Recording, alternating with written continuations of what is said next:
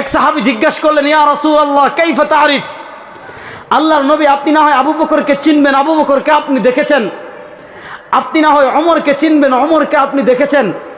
আপনি না হয় উসমানকে চিনবেন, উসমানকে আপনি দেখেছেন। আপনি না হয় আলীকে চিনবেন, আলীকে আপনি দেখেছেন।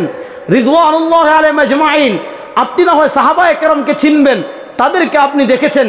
কিন্তু আপনার যে সকল ইয়াতীম উম্মাহ, আপনি পৃথিবী থেকে চলে যাওয়ার 1445 বছর পরে নোয়াখালীতে বসে ও ইমান হৃদয়ে লালন করে, নোয়াখালীতে বসে ইসলামের আদর্শ হৃদয়ে লালন করে, নোয়াখালীতে বসে ও আপনার সুন্নাহ হৃদয়ে লালন করে।